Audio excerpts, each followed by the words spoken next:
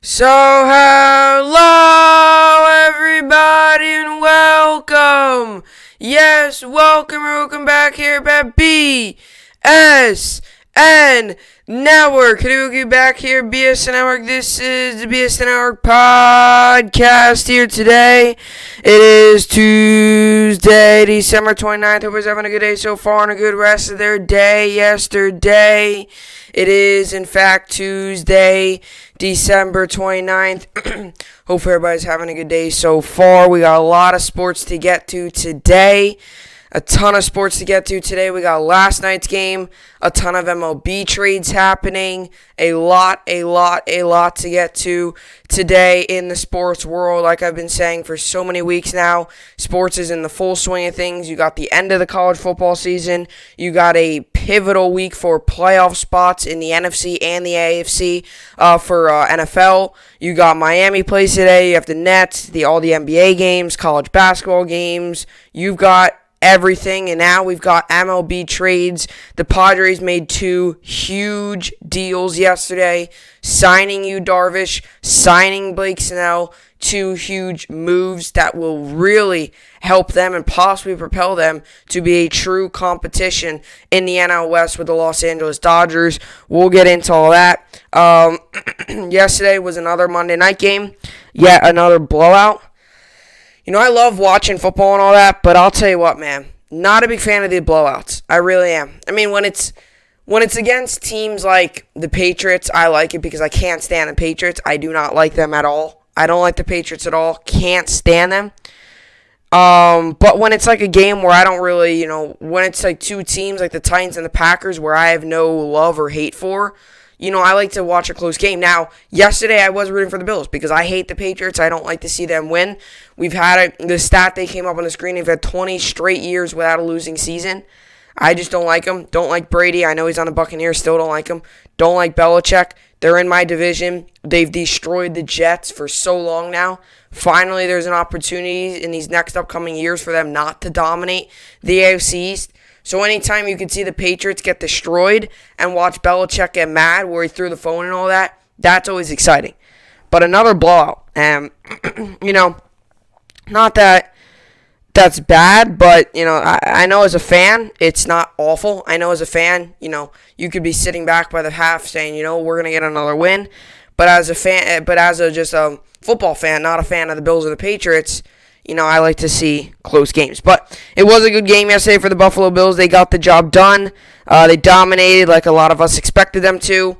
And they beat the Patriots, the division rival. So, and then obviously the Bills play against the Dolphins. And if the Bills win that game, they are in a very good position to get the 2 seed. So that would be huge to say the very least.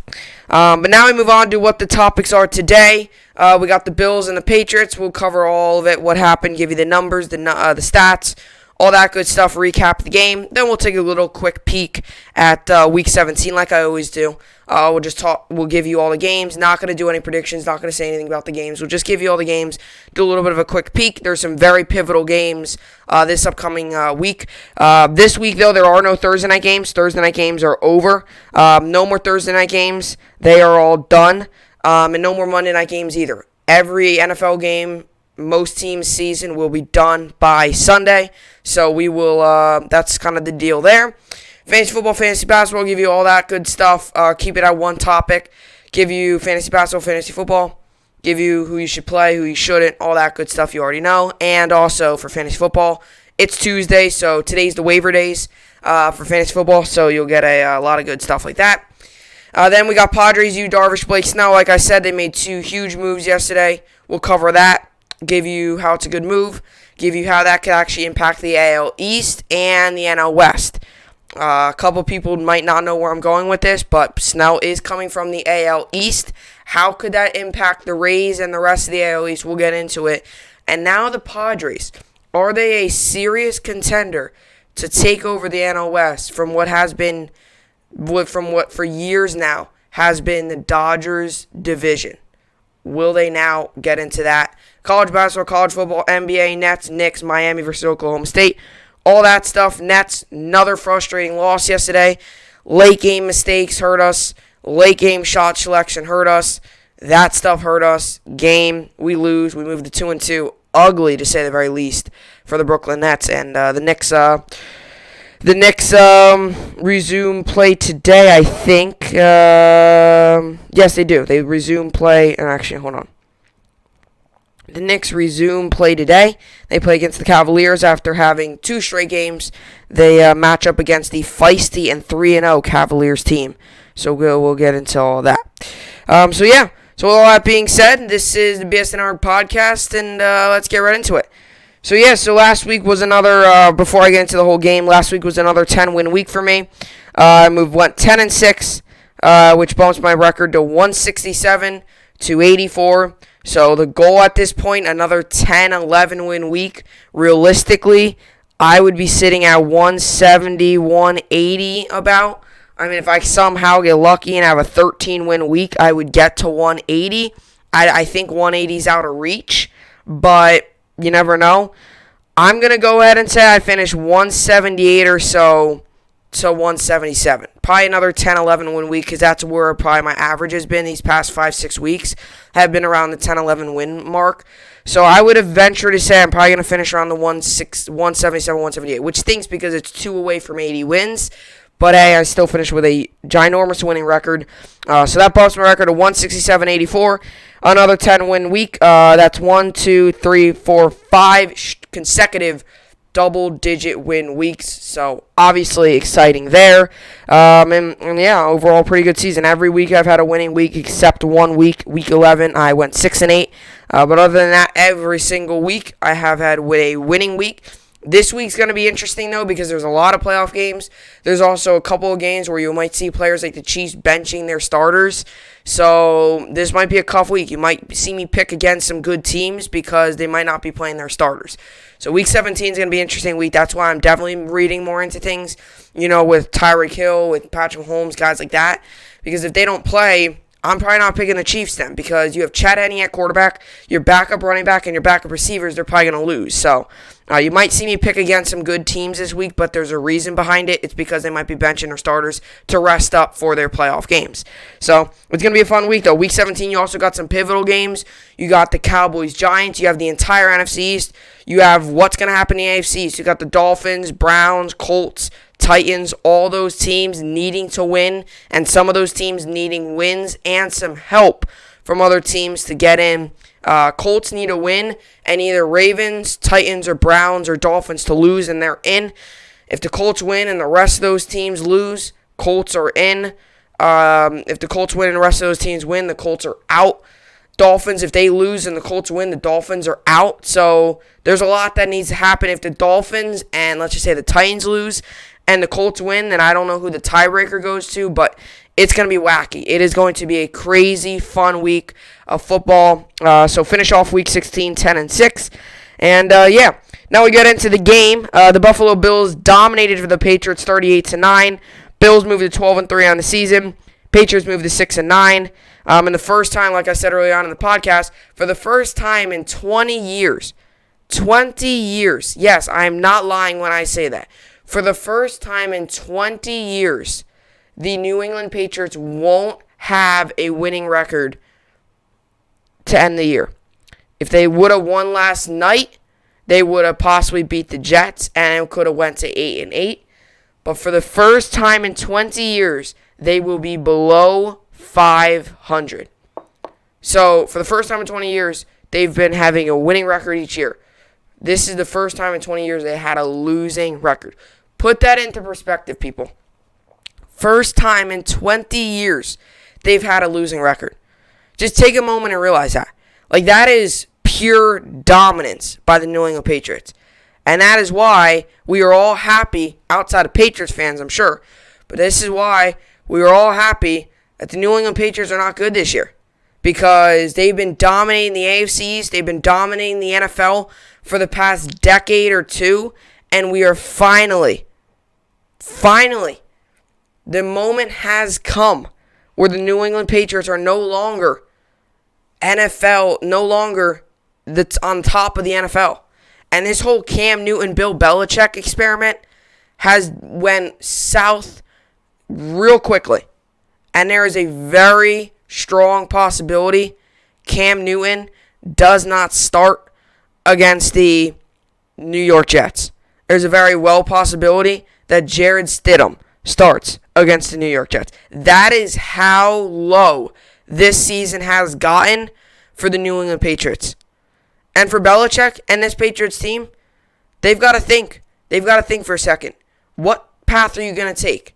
Are you going to take the rebuilding path? There's a fork in the road they're hitting.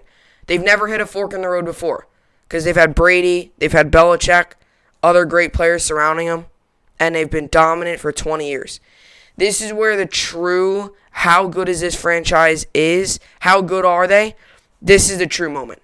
Because you no longer have Brady and all these stars like that. All these superstars, these popular, these celebrities. You no longer have that.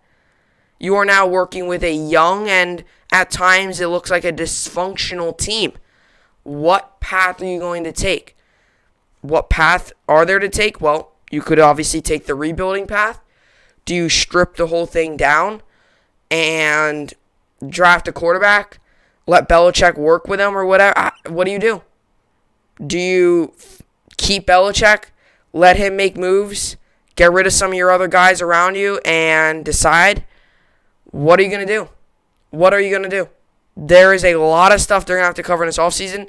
So the number one path is possibly they either strip it all down and they start from scratch, pretty much like the Jets are. Not as bad as the Jets. They'll probably do it better. The Jets are rebuilding every year. But are you going to do it? What are you going to do? You got to make a decision here if you're the Patriots. Are you going to strip it down, start over, and just full on do a restart? Maybe draft a quarterback, do something like that. What are you going to do? Or do you not fully strip it down, draft a quarterback, maybe make some changes here and there, and try one more time? What are you going to do? I will tell you this. I don't think Cam Newton's returning as a starting quarterback for the New England Patriots. And I could almost put money on it that he's not going to be starting anywhere else in the NFL. Cam Newton is. This whole Cam Newton-Bill Belichick relationship has not worked out. It has gone south quickly. The ship has completely turned right. It was going on a straight path. They lost their directions, and they are completely in the middle of nowhere right now. That's how the Patriots are right now.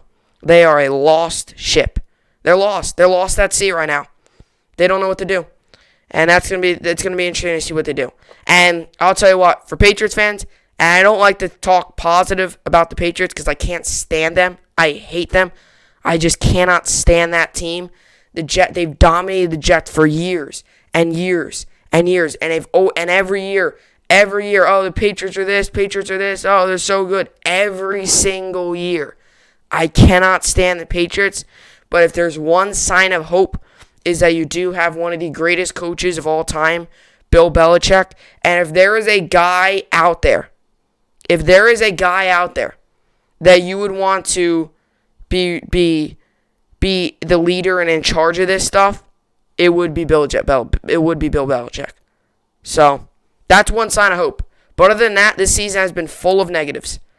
This whole Cam Newton thing has not worked out. You've bounced around quarterbacks. You don't have receivers. You don't have any real defensive guys outside of McCourty and J.C. Jackson. And I mean, I guess another positive could be you had a ton of opt-outs. You have Dante Hightower. You had Patrick Chung and Marcus Cannon. Those are probably your three best players. The two best on the defense side of the ball, one of the best on the offense side of the ball. So you have three of those, probably some of your best players that opted out. If you have those guys, what happens? I'm not sure. I don't think it changes too much because Cam Newton, the defense is going to be able to help Cam Newton be better. So this season, I think, really relies. I mean, you wonder what happens, and that's the thing. I think the Patriots should have drafted a quarterback. I'm not saying what quarterback they should have drafted, but I think they should have went the quarterback route. I really do. I think that would have been a smart decision. Even if it was trading up or whatever, they should have probably drafted a quarterback. I know the whole Cam thing, everyone's like, oh, Cam, but it hasn't worked out. It has not worked out, and it's been far from working out. So it'll be interesting, but the Patriots really struggled yesterday. I mean, they really did. They really struggled. Cam Newton, yet again, just have a terrible game. He throws for 5 for 10 for 34 yards. He did have a rushing touchdown. But 34 yards, I mean, that's just horrendous. I mean, you threw the ball 5 times or 10 times. I mean, that's just horrendous. For 34 yards, too. You know, we don't see any of these 300 yards, 200 rushing yard games anymore from Cam. We don't see any of these, 250 rushing yards, 300 passing yard games from Cam anymore. Cam's out of his prime. He is. And like I said, I think there's a very good possibility of Cam Newton not being a starter again, possibly. But, I mean, he also signed a 1-year deal. So, he's not going to be returning with the Patriots, which is, I guess, a positive. He's not going to be returning with the Patriots. I'll tell you that for sure. They would be stupid to re-sign him because that whole thing has not worked out. So, he's not going to be returning with the Patriots. But he's also, I don't think, going to go anywhere else. I mean, maybe as a backup. But, I mean, here's my other thing. What are you going to do with him? I mean, can you fix him? Is there something wrong with him? Can you fix him? I mean, the guy's getting older on. He's getting old, too, in his career. I mean, he's getting up there in age, too. So, we'll see what happens.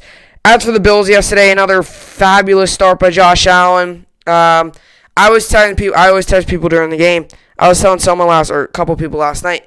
I have a group chat and stuff, you know, where you talk sports and all that good stuff.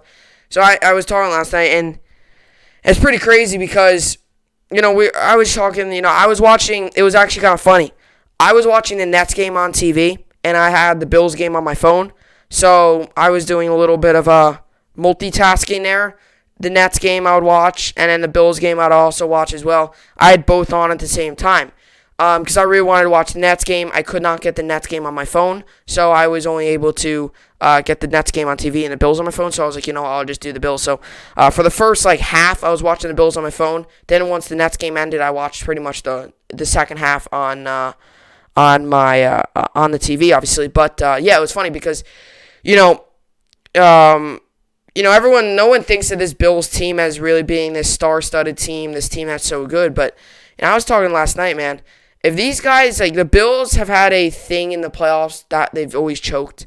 If they always, and it's not, and I don't want to get into a choking factor, but they've always had this thing where they've just never played well in the playoffs. You saw it last year. They blew it against the Texans. You saw it the year before against the Jaguars. They had multiple, or a couple years before, they had so many chances to make plays, and they missed them.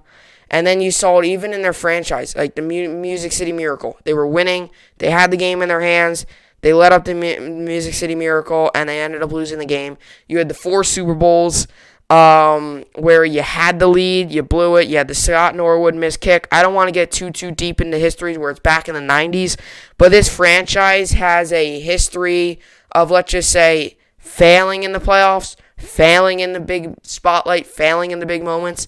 But I'll tell you what. If there is a Bills team that could do it, it would be this team. Because what I've seen out of Josh Allen is one of the most improved quarterbacks in the NFL. I've seen incredible arm strength. I've seen his deep ball accuracy improve so much.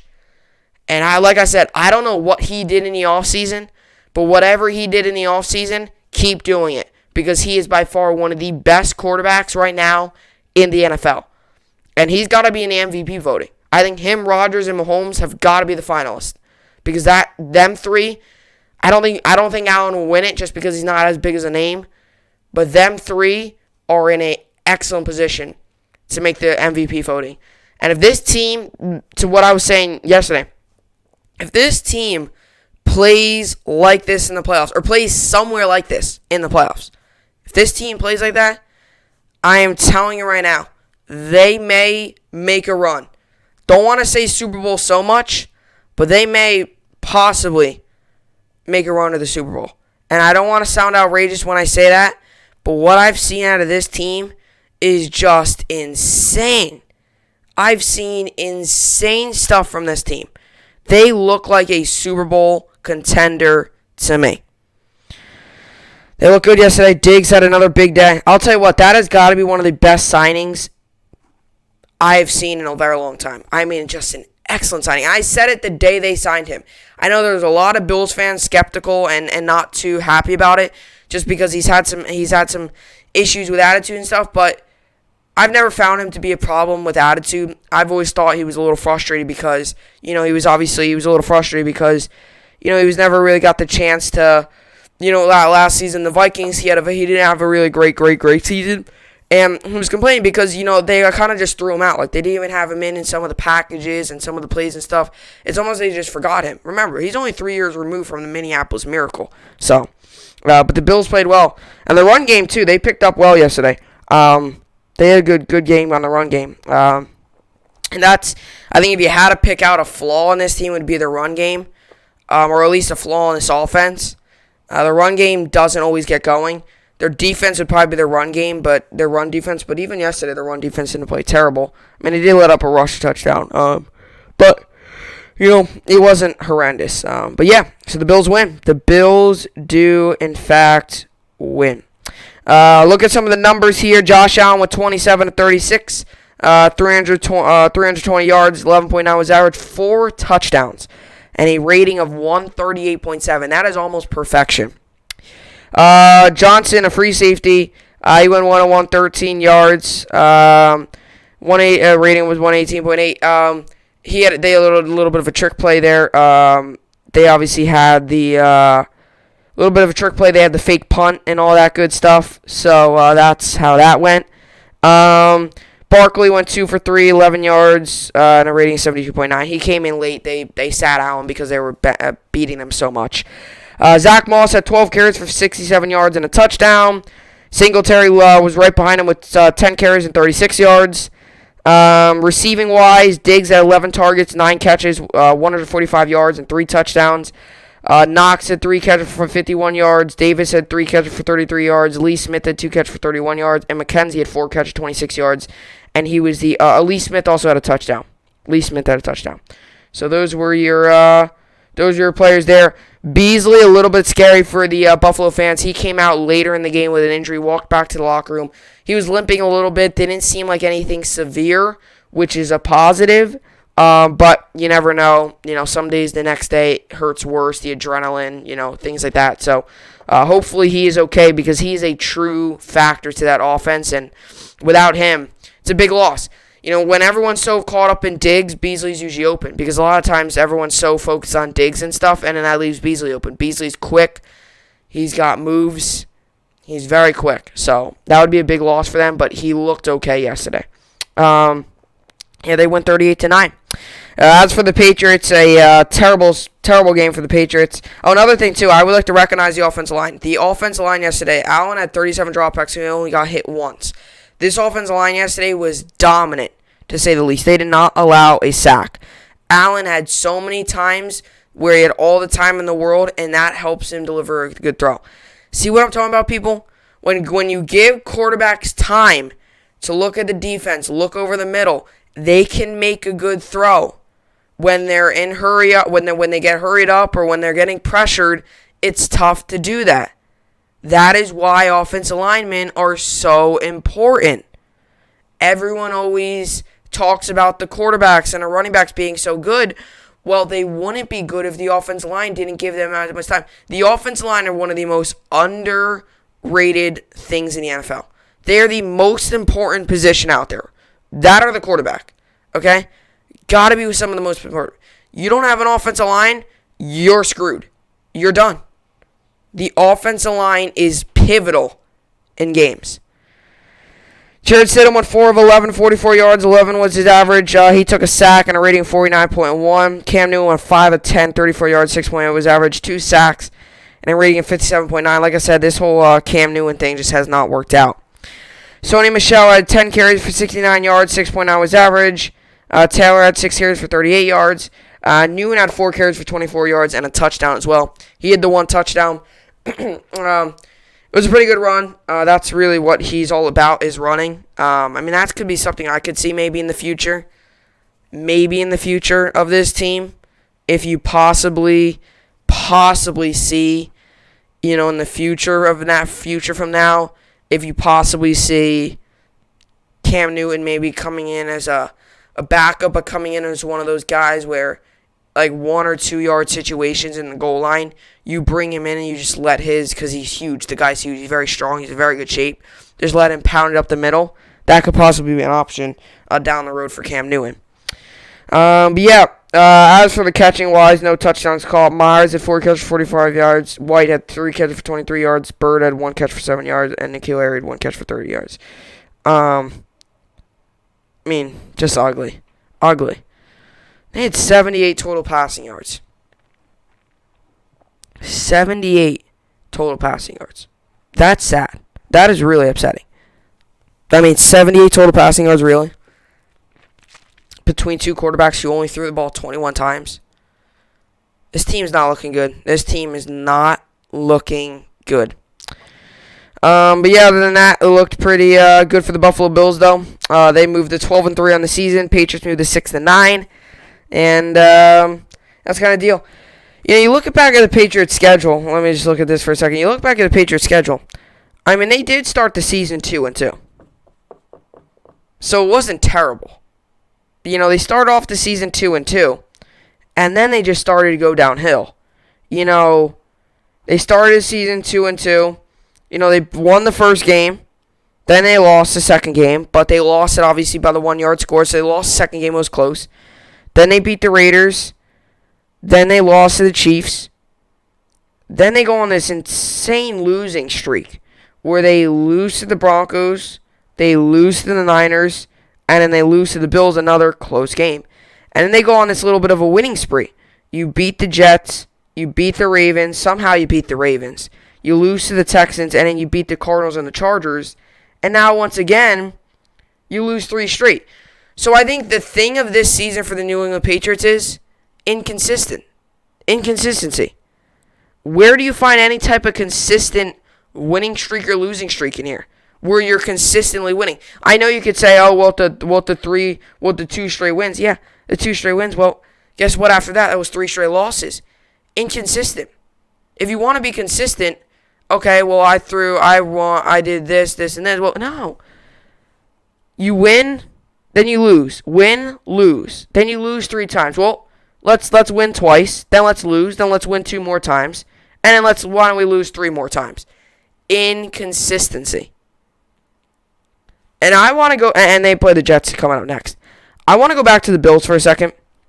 The Bills, and everyone's keep on saying it, the Bills are a Hail Mary away from winning 1, 2, 3, 4, 5, 6, 7, 8 straight games.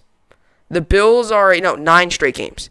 The Bills are a Hail Mary away from winning 9 straight games. As crazy as that may sound. 1, 2, 3, 4, 5, 6, 7, 8. That would be 9. They are a Hail Mary away from winning 9 straight games. They've won 8 of their last 9. They are piping hot, and they're looking very good. I'm telling you, they are a Hail Mary away from winning 8 straight games. They are also a Hail Mary away from possibly being in the running for the 2 seed. Or for the 1 seed, sorry. So, the tiebreaker would go to the Chiefs, but I think it would give you, it wouldn't have mattered. Because they would be what? They would be 13-2 right now. It wouldn't have mattered because the Chiefs are 14-1. They've already clinched. Even if the Bills were 13-2, the Chiefs have the tiebreaker. But it's truth, man. The Bills are Hail Mary. And I'm not trying to say that the Bills could have went undefeated, but you never know, man. If that Titans game's not played on a Tuesday and their schedule gets thrown off like that, maybe that's a game you win. That Chiefs game, you probably lose. I wouldn't be surprised if this was a team under normal circumstance. You got to realize this Titans game, they were expected to play the game. The Titans got all the problems, and all of a sudden the Bills had to get involved with the problems. Like, I don't know, man. If that Titans game was played on a Sunday and not all the weird things happened, I wouldn't be surprised if the Bills come out with a win then. I really wouldn't be. The Bills have had a very successful season. And as for a Bills fan, I would be very happy about this season. You're 12-3, you clinched the playoff, and you're looking very good. Bills moved to 12-3. Now, like I said, let's just take a quick peek at the upcoming Week 17 games. Got some good games. Jets Patriots means absolutely nothing, but I'm hoping the Jets beat them big time because it would be nice to see them beat the Patriots. Giants Cowboys, it's a big game. Bills Dolphins is a very big game. Buccaneers Falcons means absolutely really nothing. Ravens Bengals is actually a big game. Ravens need to win that game in order to get in. Browns Steelers is also a huge game. Vikings Lions, that games means absolutely nothing. Rams Cardinals, that's a big game. Chargers Chiefs means absolutely nothing. Jaguars Colts, that's a big game for the Colts. Other than that, Jaguars means absolutely nothing. Packers Bears is a huge game. Raiders Broncos means nothing. Panthers Saints. Saints have a shot at the 1 seed, but I don't think they'll get it. So, it gets that game, it means something. Niners Seahawks, it means something. Seahawks still have a shot at the 1 seed. Titans Texans, big game for the Titans. And then the Washington Eagles, big game for Washington. So you got some pivotal games, and you got, Week 17 sometimes is full of those weeks where you got some of the games that means absolutely nothing, like the Jets-Patriot game. Who cares? Who cares? Who wins? Whoever wins, it doesn't matter. Jets are going to fire their head coach. Jets are going to start over. It doesn't matter. That's the funny part. You got some of these games, like the Vikings, the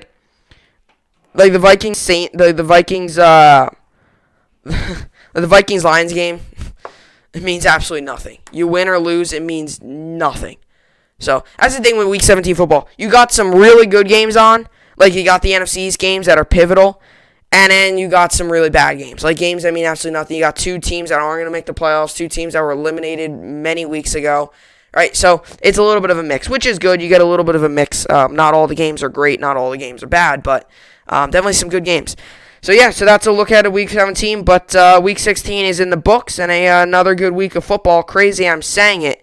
But we are, in fact, in Week 16. Crazy I am saying. I cannot believe I'm sitting here saying that right now. That we are in Week 16 of the NFL season. Really just crazy. To say the very least. And, obviously it's looking pretty good. It's looking pretty good. The season's going to finish off strong. And then we move into playoff football. Playoff football is exciting. Even if the Jets aren't in it, there's something about playoff football that's just so exciting. But yeah, so now I move on to fantasy football. So in my one league, both leagues I'm actually dominating in. In my one league, I'm winning 136 to 80. I have an 80% chance to win.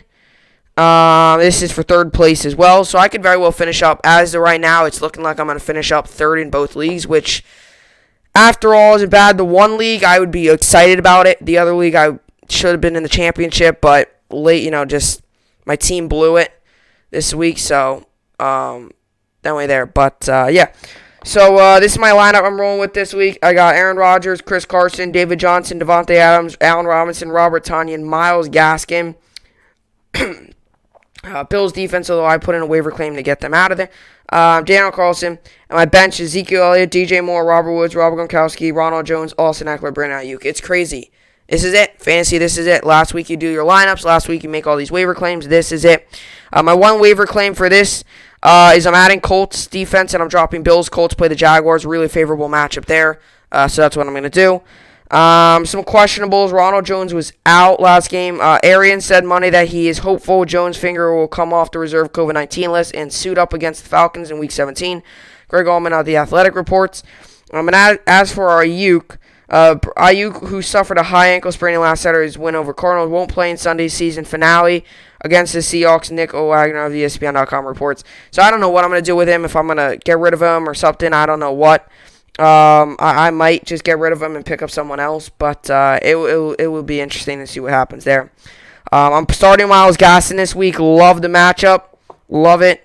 He's had an excellent year. So I'm going with the 3 running back set this week, and I'm gonna sit Robert Woods.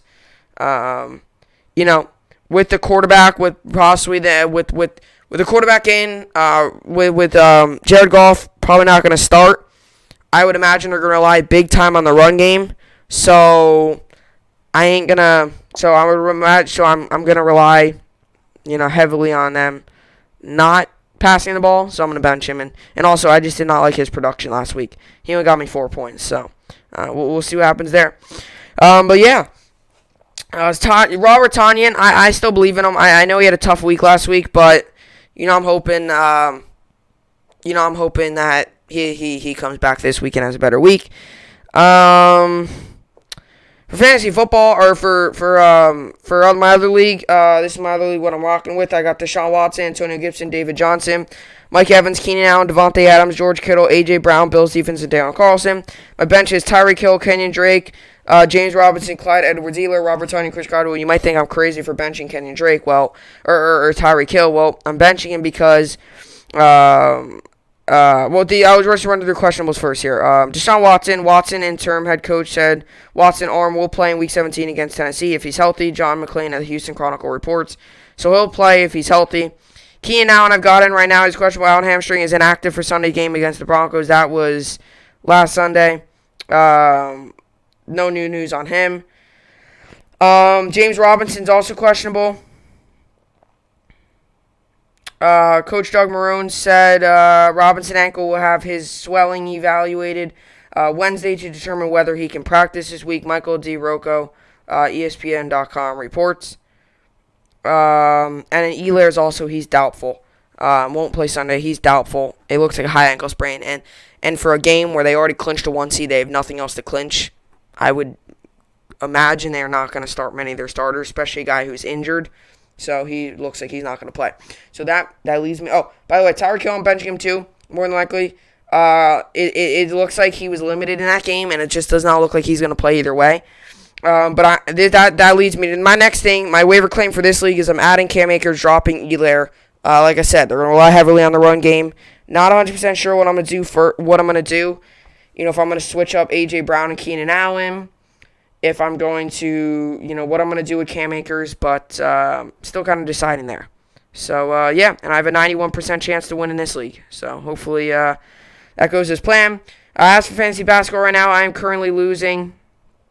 In fantasy basketball, 264 to 189. But tonight I got Bradley Beal, Jeremy Grant, Pascal Siakam, Jimmy Butler. He's day-to-day. Head coach Eric Butler is doubtful to play Tuesday's game against the Bucks. Jordan McCur- Miami Herald reports. And Kyle Lowry, Fred VanVleet, and Victor Oladipo, those are my players. I'm thinking about picking up Lauri Markkanen from the Bulls today. Markkanen calf is considered questionable for Tuesday's game against Washington. I'm still kind of waiting on what's going to happen with his calf, if he's going to play or not. And then if he doesn't play, I'm going to probably pick up Aaron Gordon. But that's kind of going to be, that's still up in the air. That's still up in the air there. With Jimmy Butler out, I want another player to be in. So that's fantasy basketball. Coming up next, we got Yu Darvish and the Padres.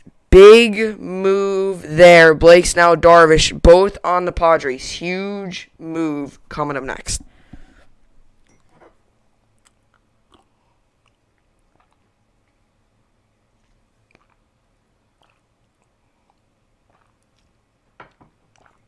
Okay, so we got an absolutely huge move for Yu Darvish and the Padres, and obviously Yu Darvish and the Padres and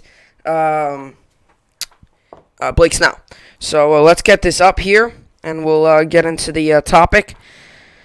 Telling you, man, a lot of good MLB stuff going around here. Let's get this.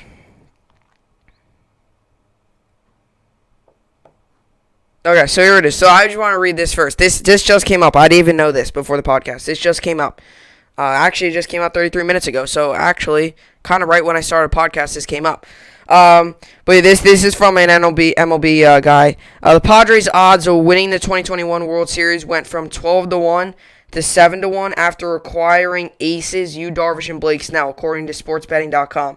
The Cubs dropped to 40-1, and the Rays dropped to 14-1. The defending champion Dodgers remain the favorites at 4-1. So that's crazy. Their odds went up from 12-1 to 7-1. So how two pitchers can impact your odds that much is really crazy. So this is the 2021 World Series outright odds. The Padres have now slipped into the top 5. The Dodgers are plus 430. The Yankees are plus 550. Braves are plus 900. White Sox are plus 1,000. And Padres are plus 1,000. So the Dodgers and the Yankees once again are the top 2 to win the World Series.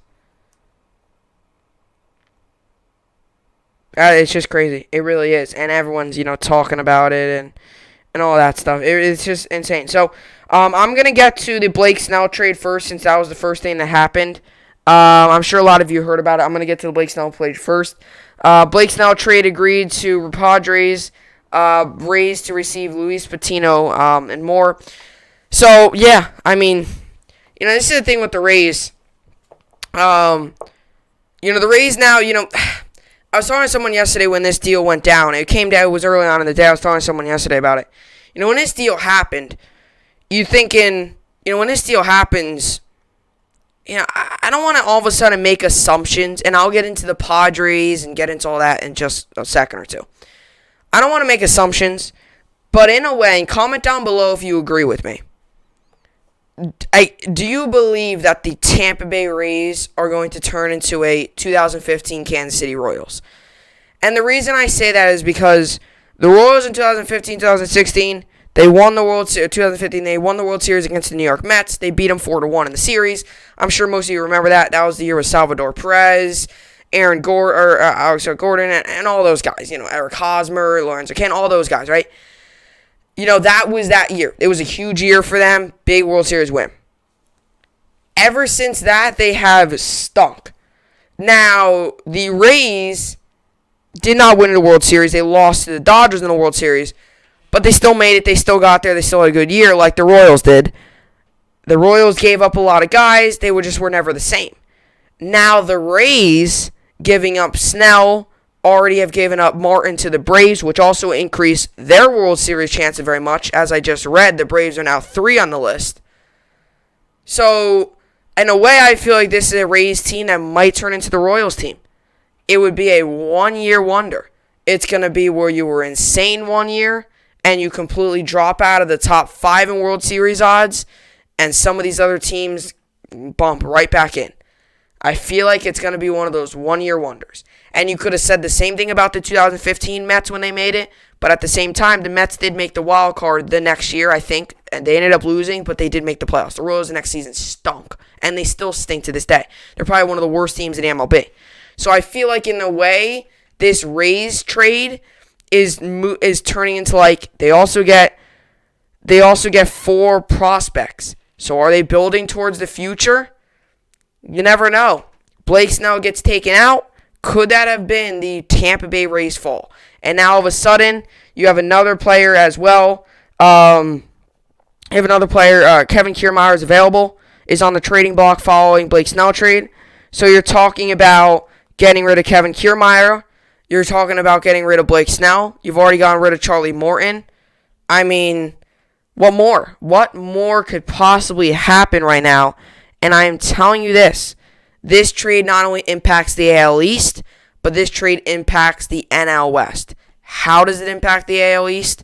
Well, you just took one of the best pitchers in the AL East, maybe outside of Garrett Cole, probably the best pitcher in the AL East outside of Garrett Cole, out of there.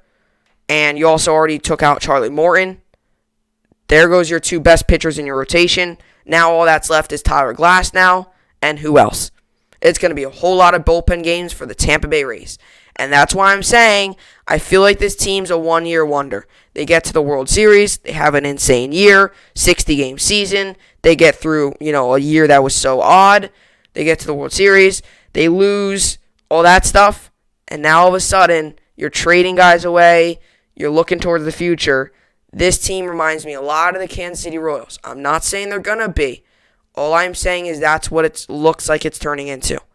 It has that. Now, we sit here in October and the Rays are back in the playoff hunt or the Rays are back in the World Series, then I could sit here and say I was wrong.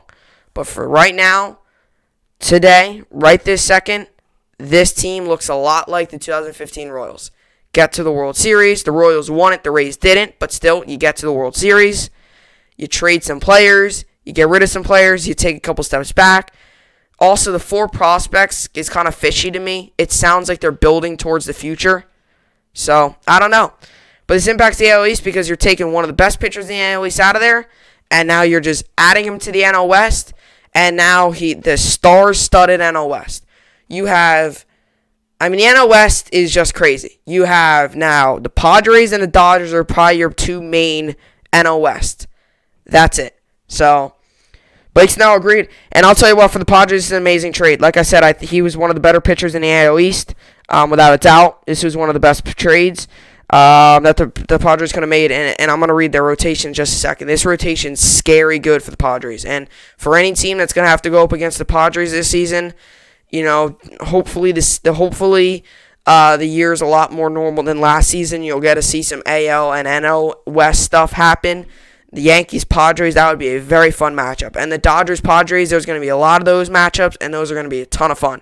You got Machado, Fernando Tatis Jr., Eric Hosmer, Yu Darvish, Blake Snell. That team looks like a World Series contender to me. They have the 5th best odds now to win the World Series. That, over 2 pitchers, they have one of the best rotations now in baseball with these additions. Big move for the Tampa Bay Rays. For the San Diego Padres. For the San Diego Padres. My bad. Not Tampa Bay Rays. For the Padres. So the Tampa Bay Rays and the San Diego Padres have agreed to trade involving star pitcher Blake Snell, according to Dennis Lin of The Athletic. Luis Patino, San Diego's number 3 prospect catcher. Francisco Malea, right-handed pitcher. Cole Wishcock, number 7, and a catcher. Blake Hunt, number 14. So those are all pretty much top 15 prospects out of the entire MLB. So it kind of shows you that they might be building towards the future. We'll go to the Rays in the deal per Lin. This is from Jeff Passan's Tampa Bay's return. Luis Patino sits 97, ties 100. I'm not going to get into all that stuff. Jeff Passan of ESPN noted the trade is pending medical reviews. Fresh off winning the American Cy Young Award, and 28-year-old signed a 5-year, $50 million extension with the Tampa Bay Rays in 2019. Though he had 3 years remaining on a pretty team-friendly deal, MLBs.com Mark Feinsand reported in November that the Tampa Bay Rays was open to moving the southpaw. Feinsand cited the financial impact of the COVID-19 pandemic as one reason for trading Snell away. General Manager Eric Nieder also probably considered how the trade value of even elite stars can be significantly diminished based on their contracts. The Boston Red Sox could only get Alex Verdugo and a prospect for Mookie Betts and David Price last offseason. The perspective that this was probably the best time to cash in on Snell, though, is almost certainly lowers Tampa Bay's chances of making another deep run in the playoffs. Unfortunately, for the Seattle native, his last act as a member of the Rays has already become one of the most scrutinizing postseason moments in recent history. Recent memory. I just noted to this earlier. Obviously, the Game 6 when they took him out, one of the worst decisions in a very long time. Could that be the end of this whole Rays little run here? We'll see. Seasons will be here right before you know it. This is the moment that happened. Snell was rolling in Game 6 of the World Series when he allowed a single to Austin Barnes rather than have his starter work through the Los Angeles Dodgers batting order. A third time, Kevin Cash brought in Nick Anderson. By the time the 6th inning ended, the Rays went from leading 1-0 to trailing 2-1. Perhaps Snell can resolve his unfinished business in the Fall Classic with the Padres. Since his MLB debut in 2016, he ranks 30th among pitchers in WAR, 11.6, 19th in strikeout rates, 10.49, and 22nd in FIP with 3.51. So those are all high on the list of pitchers per Fangraphs. He hasn't been overawed by the big stage either. He has struck out 44 batters and allowed 11 earned runs.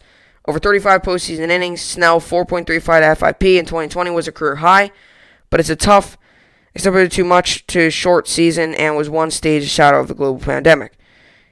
He should slot into San Diego's rotation immediately as a 1 or the number 2 starter. Improving the pitching depth was a need for the pitchers before Mike Clevenger underwent Tommy John surgery that raised the bar that would be required in order to make playoff runs a deep playoff run. There's a long-term concerns about Clevenger as well, since that was the second Tommy John surgery of his career. Patino made his MLB debut in 2020. Mackenzie Gore soon followed. San Diego elevates its top pitching prospects. With the addition of Snell, the franchise should have its presence and future sorted on the mound. Future sorted on the mound. So, telling you, man, it's Padres team. I said it last year when they were on that little run. This team's looking like one of the better teams in baseball. And with all these additions now, they are really looking like one of the better teams in baseball. And the next up was Yu Darvish traded to the Padres. Report Yu Darvish traded to the Padres, finalizing Cubs get Zach Davies prospects. So like I said, it was actually kind of funny. The Cubs things all went down their World Series odds. And this impacts the Cubs big time, too. You lose Darvish.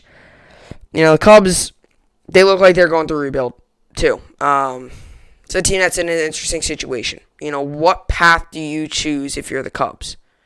Do you choose the rebuild path, or do you choose the start over path? Same thing with the Rays. What are you going to choose? You give away your two best pitchers, and now all of a sudden Kevin Kiermaier's open. What are you going to do? It's going to be real interesting. This is another good move. This rotation is really good for the Padres, and it's going to be really good. So report Yu Darvish traded the Padres, finalizing Cubs get Zach Davies prospects. So let's read through this. Like I said, Yu Darvish is definitely very good. A trade sending Yu Darvish from the Chicago Cubs to San Diego Padres is on the verge of happening for ESPN Jeff Passing. The Cubs return starting pitcher Zach Davies. 4 prospect Victor is also San Diego. On Sunday, Passing reported the Padres were landing 2018 American League Cy Young Award winner Blake Snell. MLB Network's John Heyman reported December 21st that Darvish had surfaced in rumors, but downplayed the likelihood that he would leave Chicago. The more didn't come as a big surprise, though, since the ownership has shown restraint toward the payroll in recent years. Also, in announcing his departure from the organization, president of baseball operations Theo Epstein allotted a number of decisions this winter that carry long-term consequences. Some took that meant that Chicago was looking to move on from proven stars. Darvish is under contract for 3 more years and $59 million. He's a 4-time All-Star who finished second in 2020 National League Cy Young Award voting. By trading the veteran right-hander, the Cubs can lessen their financial burden and add some pieces and replenish their farm system. Here's how MLB.com ranks the prospects in the deal. Ronaldo Preciado, shortstop, is 11th. Owen Casey, outfielder, is 13th. Mena, outfielder, is 15th. And Yohan Santana, is shortstop, is 16th. So all top 20 as well. That will probably won't satisfy fans who can correctly argue the Cubs have a window to contend right now, thus making it a good idea to keep Darvish around. Darvish Cubs tenure didn't go off to a great start as a stress reaction in his elbow and a strained triceps limited him to 8 starts in 2018. He rebounded with a 3.98 ERA and 1.10 whip in 2019 before putting together a dominant 2020. In 12 starts, the 34-year-old averaged 11 strikeouts per 9 innings and a career-best 1.7 walks per 9 innings, while posting a 2.23 FIP. Per Fangraphs, his 3.0 WAR was first among National League pitchers. Given his age, you think Darvish would be losing some zip instead of averaged career-high 96 mile per hour and 4-seam fastball and a 95.1 mile an hour on his sinker. Second-best mark according to Brooks Baseball. I feel like a lot of hitters are behind my fastballs. Darvish showed the Athletics in Sarma in August. It's coming out good. I have more rise on it than last year. I want to use it. Use it when I want to use it. Not every time that works for me too, because they have to sit on my fastball too. It's 96, 97, and then I throw a lot of breaking balls. Let's see. Opposing hitters have to pick their position. They need to be wary of mid-90s fastballs and sinkers, in addition to being arsenal of pitchers. Supreme in June, even though he already had 10 options in his toolkit. Brooks Baseball offered more conservative total 8. This is 8 of pitches: 4-seam fastball, sinker, changeup, slider, curveball, cutter, splitter, slow curveball. Those are his pitches. Because the season was so short, started months later scheduled, Darvish 2020 production might be skewed slightly. He could be unable to maintain that kind of performance as he showed over a full campaign. Even if that's the case, his body, all that good stuff. That's kind of the article there. So now this is their rotation. This is what I wanted to read here. This is their starting rotation. I know, it's crazy. Padres update, starting rotation after reported Yu Darvish trade. So this is their starting rotation. This is the addition of Darvish and Snell means the Padres will have one of the best starting rotations in all of baseball. Yu Darvish, Blake Snell, Damon Zillimet, Chris Paddock, Mackenzie Gore, Joey Lucas, Adrian Morgan, or Ryan Weathers. One of those would take the 5th spot. Okay? And then when Clevenger comes back, that team is so dominant right now. And I'll tell you what, They are very good. They are very well a World Series contender. Very well a World Series contender. That's what I think. I think Padres or Dodgers, or not Padres or Dodgers. Padres or Dodgers, without a doubt, gonna probably be in the World Series. One of them. I think it's a serious chance. Their hitting's good. Their pitching good. Fielding's good. All around, very good team. Very great additions for the Padres there. So next up, we got college basketball.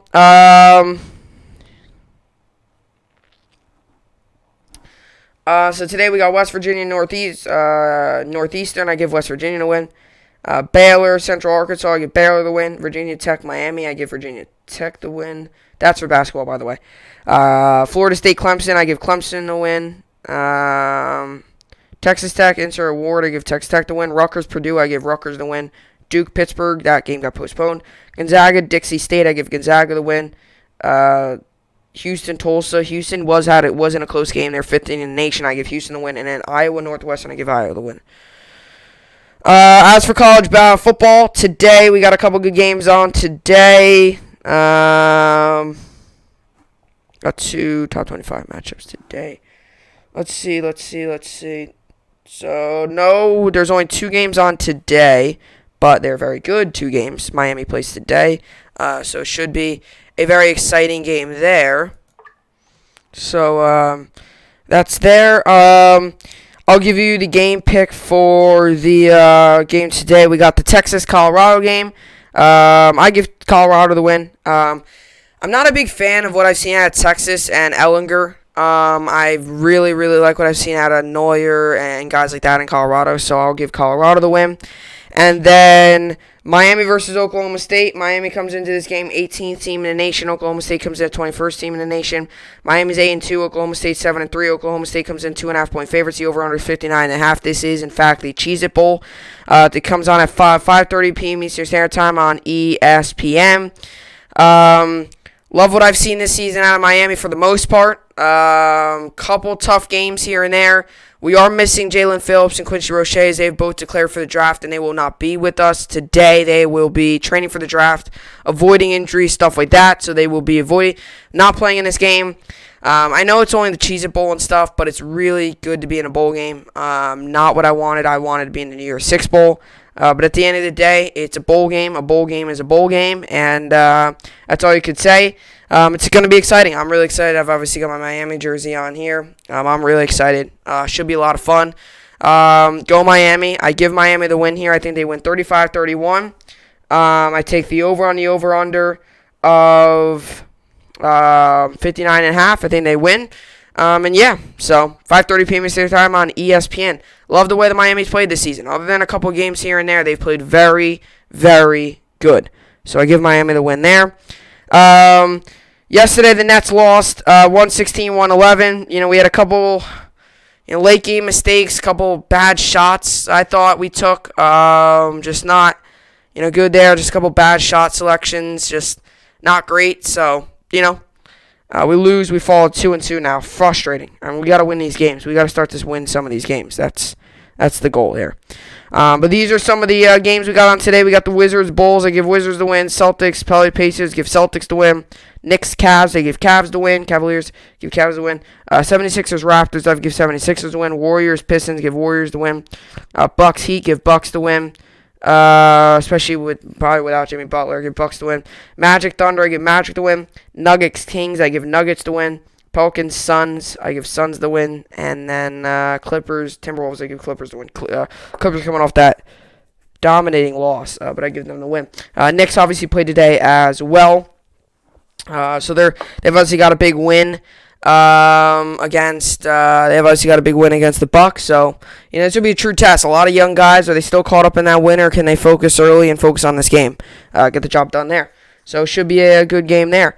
And obviously Miami comes on at 5:30 p.m. Eastern Standard Time on ESPN. So go Miami.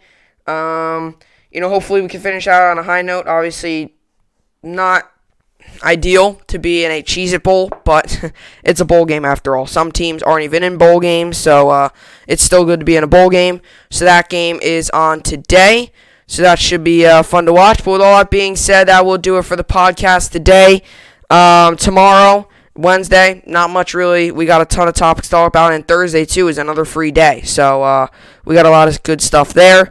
I don't know quite what I'm gonna talk about tomorrow. If any more news comes out, I might. Haskins is so late, but I might touch on him a little bit. Maybe like the Washington, or maybe look ahead to some of these big NFC East games, something like that. Or if there's just any other news. I'll talk about the normal stuff right today. But yeah.